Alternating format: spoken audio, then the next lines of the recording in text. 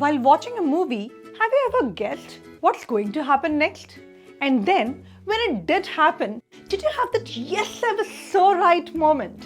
Or if it did not happen, did you ever say to yourself, I was almost there? I'm sure you have done this. All of us keep making predictions all the time. So much so that sometimes you have to shh the person sitting next to you in the cinema hall simply because he's making so many predictions all the time. Similarly, while reading, making predictions is inevitable. Although adults use this strategy quite spontaneously without being consciously aware of it, young children need to be taught how to use making predictions as a comprehension strategy. When students are encouraged to read, stop, think, and make predictions before moving ahead, their level of comprehension increases exponentially. Now, how does this work? Making predictions is based on two things: clues provided by the text and the reader's background knowledge. When a child reads, stops, thinks, and makes guesses, however, the most important aspect here is to ask a question: why?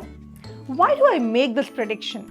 Is there a specific clue in the story that directs me to this prediction? It is important to note that the accuracy of the prediction is relatively less important. What is more important is the engagement between the child and the text, which deepens the comprehension of the story. Let us focus on different types of prediction exercises that we can do with our students. Picture prediction. Early learners cannot read words, but they can definitely look at pictures and make lots of predictions. For instance, look at this picture. On showing this picture, you may ask the students to predict what could have happened before the scene. How do you think the cup slipped? Why does the boy look scared? What do you think will happen next? Who do you think the boy is afraid of if he drops a cup? For children who can read, a prediction chart is recommended. The prediction chart may have 3 columns: my prediction, clue from the story that makes me think so, and what actually happened.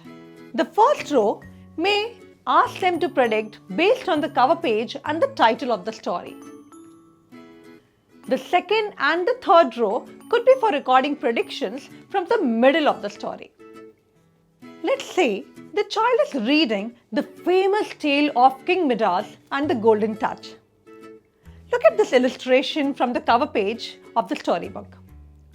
A child may predict that the story is about a rich king who does not seem to be very happy. In the column clues from the story that makes me think so, a child could write that the picture has a man dressed in royal robe. Hence, he could be King Midas. All the objects around him seem to be of gold. Hence, he could be really very rich. But the food items too seem to appear of gold, which means he can't eat them. On being hungry, so he could be sad because of that. Prediction using newspaper clippings. As educators, it's important that we prepare our students for real world.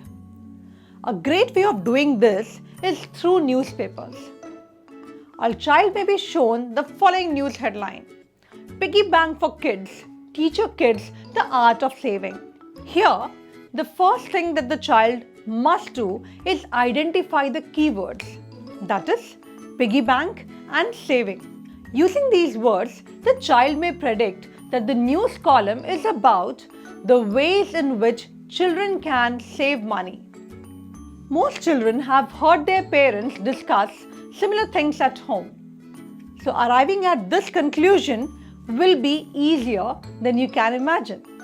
Prediction using motion graphics.